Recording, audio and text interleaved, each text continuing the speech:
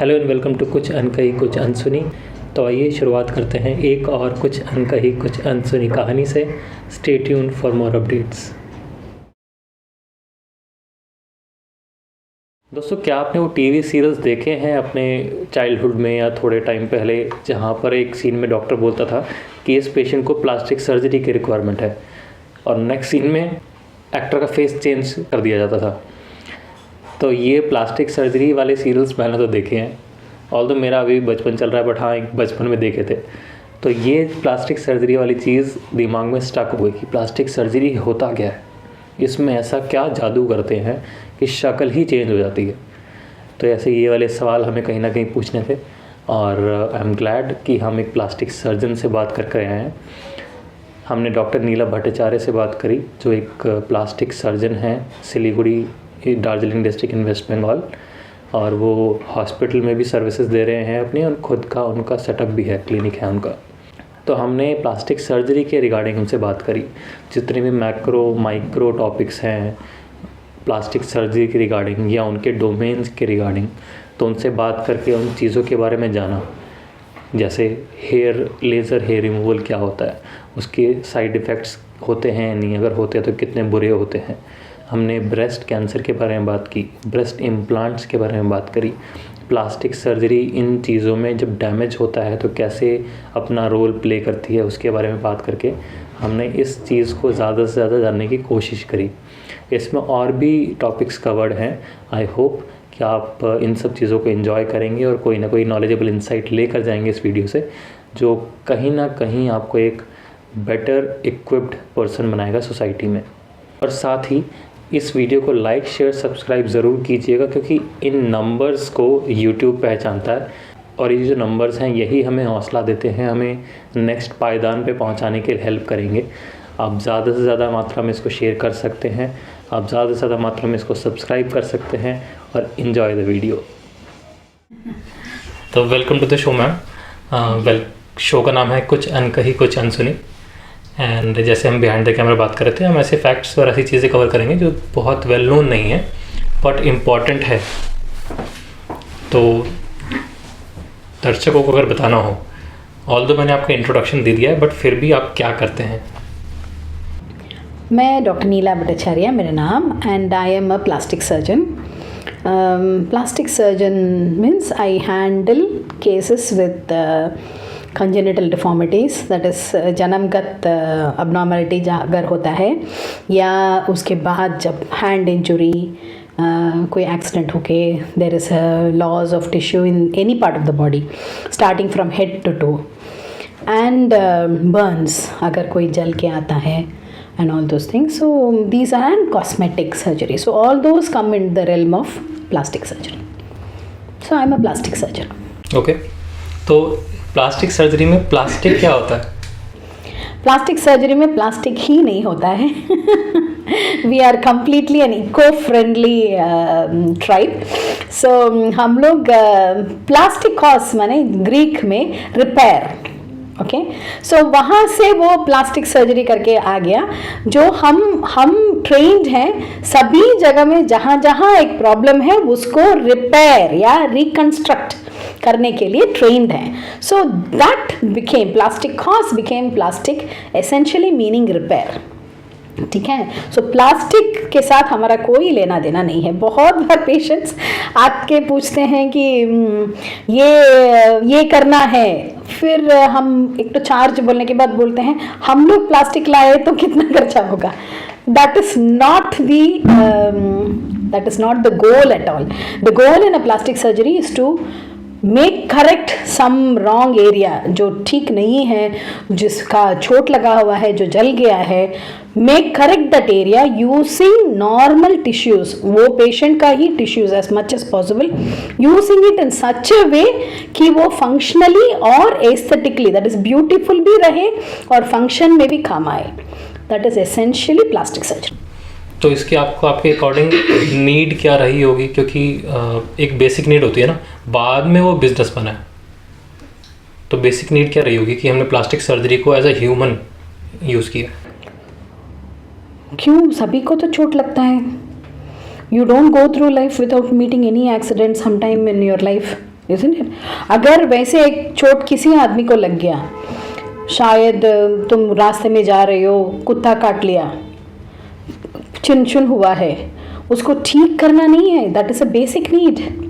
अगर by chance एक accident हो गया, तुम्हारा साइलेंसर में हाथ लगा दिया, जल गया हाथ जिससे तुम सब कुछ काम करते हो, सो उसको बिल्कुल ही पहले जैसे नहीं बनाना है। अगर तुम वैसे ही छोड़ दोगे तो it is going to heal with a raw area, फिर कंट्रैक्चर हो जाएगा, पूरा तुम्हारा फंक्शन चला जाएगा, तो how will you manage later on.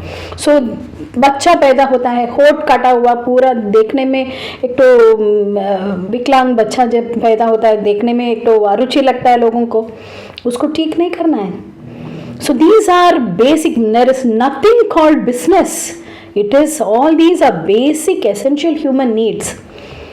Plastic surgery से ही अच्छा होता है। ये है कि नॉलेज नहीं है। हम लोग सोचते हैं एक तो सर्जन के पास गया, कहीं कहीं कुछ सिलाई हो गया,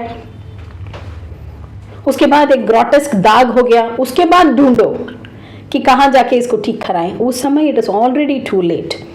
जब आपको पहला इंजरी होता है, उसको अगर सही तरीके से रिपेयर एक प्लास्टिक सर्जन के हाथ में होता है तो आपका लॉन्ग टर्म प्रॉब्लम्स नहीं होगा। समझ में आए? सो that is what is the essence of plastic. तो अब जैसे एसिड अटैक्स हम सुनते हैं, तो एसिड अटैक्स में मेरे इसमें बहुत सारे क्वेश्चंस हैं, बट सबसे पहले कि पहले एसिड जब हम बॉडी पे पड़ता है तो उसका इफेक्ट क्या होता है? क्योंकि एज पर माई रिसर्च वो स्किन को नहीं, मसल्स को भी डैमेज करता है और नर्व्स वगैरह को भी डैमेज कर देता है। और डैमेज क्या होता है, और सेकेंडली हम उसको फिर काम कैसे करते हैं प्लास्टिक सर्जरी के थ्रू, ठीक कर सकते हैं? Yes, acid attacks and more dangerous alkali attacks.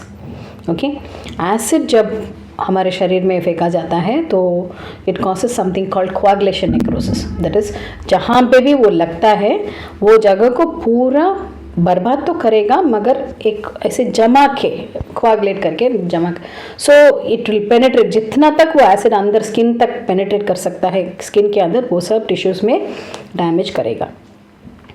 तो जो भी वो जगह में है, एक स्किन के अंदर ही बहुत सारा नर्व्स है, स्किन के इमीडिएटली नीचे फैट है, उसके नीचे अगर फेस लो, यूजुअली एसिड अटैक्स तो फेस में ही होता है, फेस के इमीडिएटली स्किन में ही मसल्स होता है, जो फेशियल एक्सप्रेशन के ना, हंसते हो, ये करते हो, वो सब muscles are immediately within attach to the skin. So naturally एक एसिड अटैच में वो सब चला जाता है। उससे डेंजरस जो बोली एल्कली, एल्कली क्या करता है? लिक्विफैक्शन नेक्रोसिस, दैट इज जमाता नहीं है, पियर्स करके अंदर जाता है। So an alkali burn is much more deeper and much more toxic.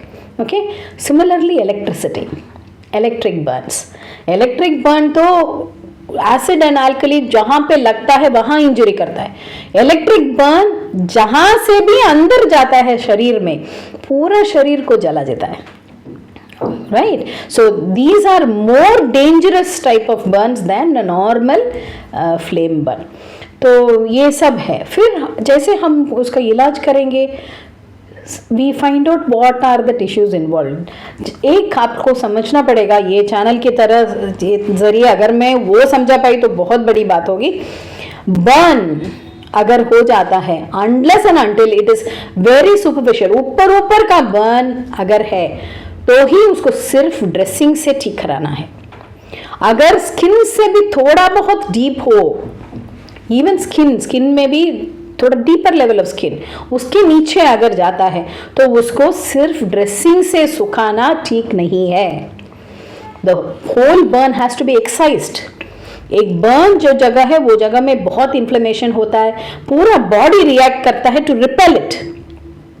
तब क्या होता है? बॉडी में इन्फेक्शन, बॉडी में इम्यूनिटी कम होना, all those things start happening. So a burn should be completely excised, उसको काट के फेंक देना होगा, और वो जगह में चमड़ा या मांसो माने फ्लैप, दैट इज जिसका एक टिश्यू साइड से या कहीं और से लेके आके लगाते हैं, करके ही हील करना पड़ेगा। Only then you will get maximum function and कॉस्मेसिस।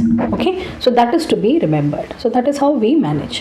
कौन से टिश्यू गया है करके देख के वो सबको काट के फेंक के फिर we bring in new tissue. तो ये टिश्यू हम कहाँ से लाते हैं? क्योंकि एज पर उसमें देखते हैं कि ऑर्गन डोनेशंस में हम ऑर्गन के बैंक्स होते हैं, क्या हमारे पास टिश्यू बैंक्स होते हैं, हम वहाँ से लेते हैं कहीं और से? अगर एक्सटेंसिव बर्न हो, फॉर एग्जांपल अगर 50% से ज़्यादा बर्न हो, तो हमारे ही शरीर में उतना चमड़ा नहीं बचता है जो हम लोग इमीडिएटली ट्रांसफ़र कर सकें। तो स्किन बैंक्स है पूरा हमारे इंडिया में, अबाउट 12 to 15 स्किन बैंक्स अभी, and that is becoming more common now.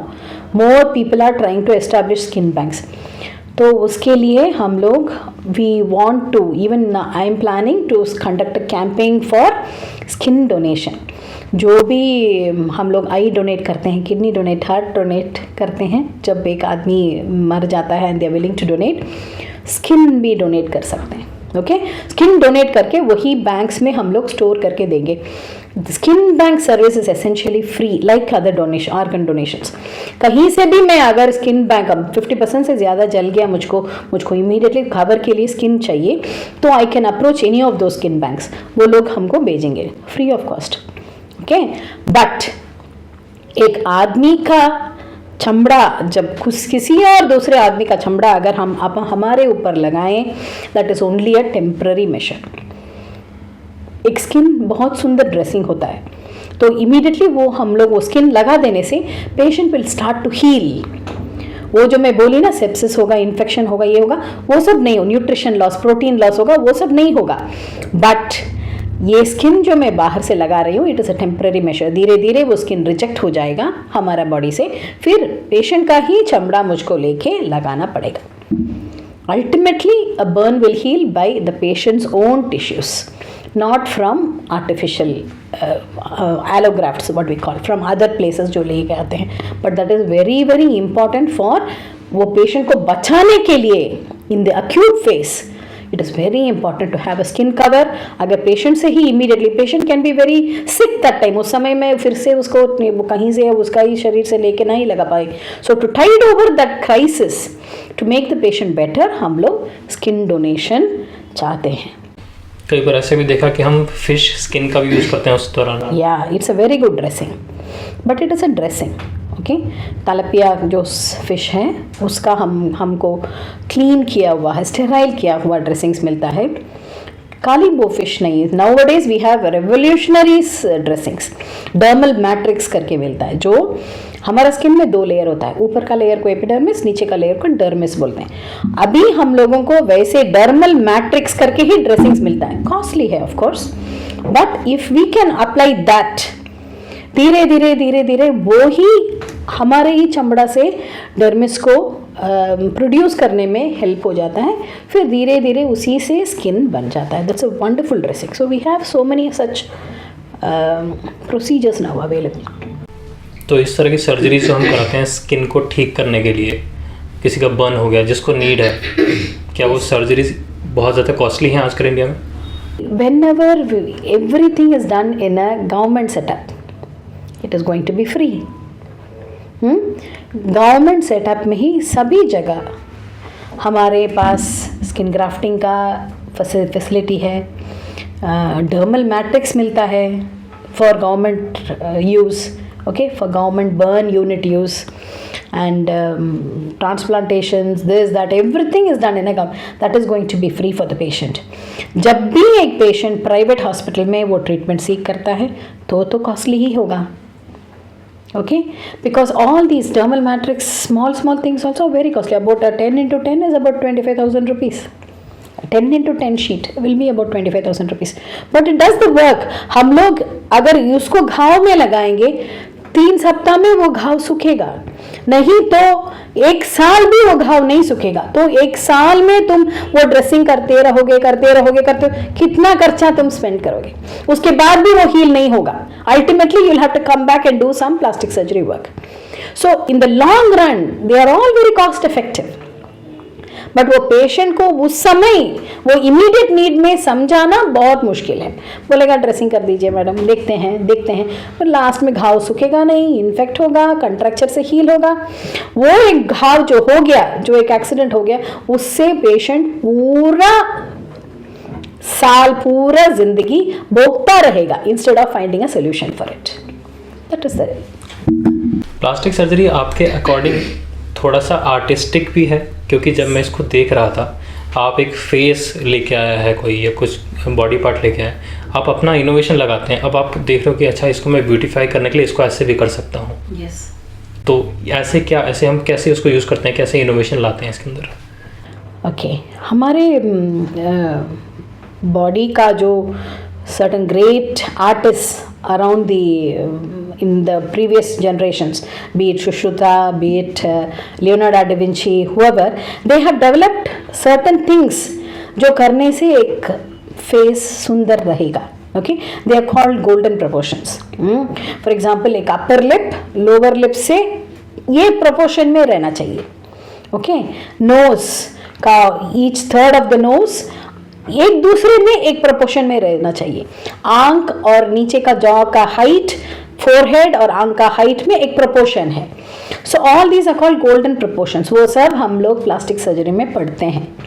Okay, एक दाग को कौन सा डायरेक्शन में रखने. फॉर एग्जांपल एक फेस के यहाँ अगर दाग ऐसे रखोगे तो सुंदर बनेगा, मगर वही दाग को तुम ऐसे स्टिच करोगे तो कठिया बनेगा.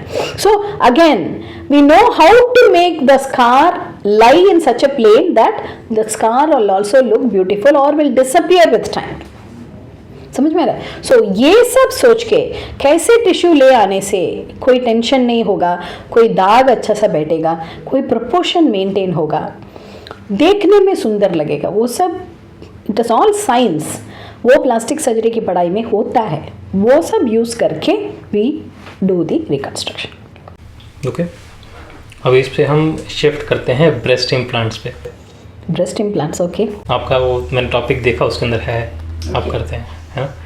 तो मैं पहले एक उसमें से क्वेश्चन पूछना चाहूँगा कि ब्रेस्ट कैंसर के बारे में अगर आप बता पाएँ कि वो जो कैंसर होता है वो कितना डैमेज होता है और वो किन किन कारणों से होता है, short. Breast cancer is fast becoming the most common cancer among women in the world. क्यों होता है? क्योंकि अभी कुछ रिस्क फैक्टर्स है ब्रेस्ट कैंसर का. एक, अगर एक लड़की का मेनार्की, दैट इज जब मेंसेस शुरू होता है, वो बहुत कम एज में अगर हो जाए, ओके, वो अभी ज़्यादातर सोसाइटी में वैसे ही हो रहा है. पहले अबाउट 15-16 में people use to attain, children use to attain menarche. Now it is becoming at 10 years, 9 years. So that risk factor is इन.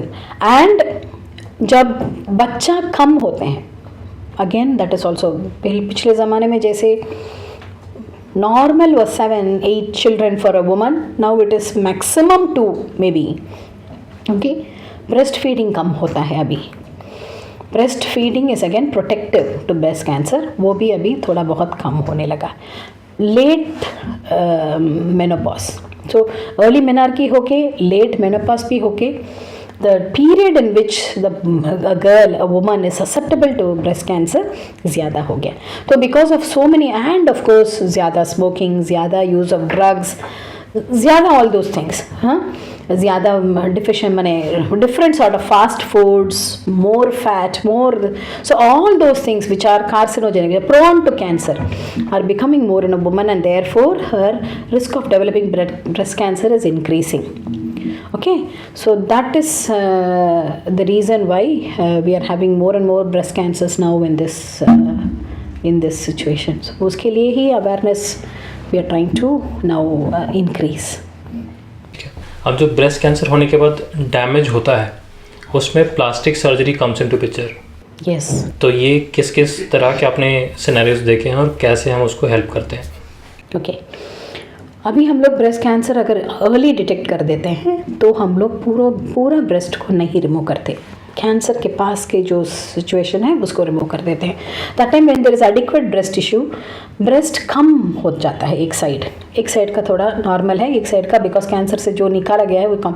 सो इन दो सिचुएशंस हम लोग सिर्फ एक ब्रेस्ट इम्प्लांट देखें या फैट ग्राफ्टिंग, पेशेंट के ही शरीर से और जगह से फैट लेके वो फैट को हम लोग, वो ब्रेस्ट का जो साइज़ कम हो गया है उसको फिलअप करके we make it into the normal, match the shapes, match the sizes.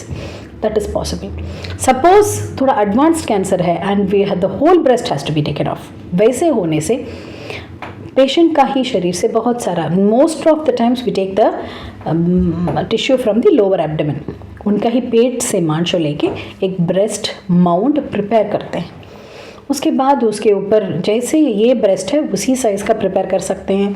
Then we can also make the nipple, we can make the areola, we can make it near similar to the opposite breast. So breast reconstruction after cancer करना है। एक lady का confidence बढ़ाने के लिए एक lady को society में immediately she will not feel थोड़ा इनहिबिटेड, वैसे करने के लिए breast reconstruction should be done and that should be encouraged. तो ऐसे में जब रिकन्स्ट्रक्ट करते हैं तो उसमें आपको सेंस रहता है या वो सेंस? यस सेंस रहता है।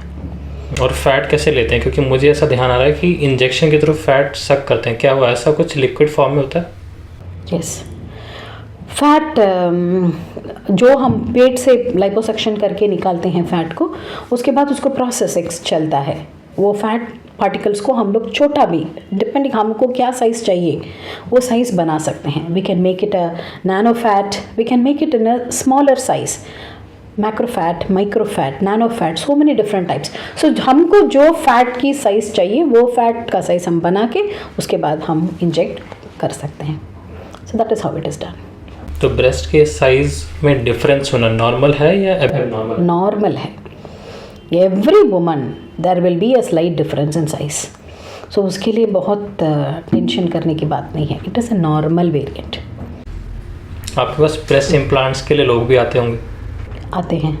तो आजकल किस तरह का हम ट्रेंड देख रहे हैं? नीड बेस से ज़्यादा वो कॉस्मेटिक बेस होता जा रहा है? Yes, when there is a demand there is a need। वो नीड कॉस्मेटिक ही क्यों ना हो, मगर वो पेशेंट की ज़रूरत है ना, for may be because of her work, may be because of शादी के लिए तैयार कर रहे हैं पैर, वो दो साइड से there are rejections, because the lady feels a little less self worth, she is not confident, maybe it is cosmetic in most of the cases. Because मैं जो सिनेरियो बोली कि वो कंजेनिटल, मैंने कुछ बच्चों को कंजेनिटल मैंने पैदाइश से ही एक ब्रेस्ट का डेवलपमेंट नहीं होता है, दैट इज़ ऑल्सो पॉसिबल, या कैंसर होके ब्रेस्ट निकाला गया, वो सब scenarios are there, but those are less. Most of it implants are mainly for improving the body image, cosmetic if you in other words if you say, but that is also a need नहीं होने से demand तो नहीं होगा।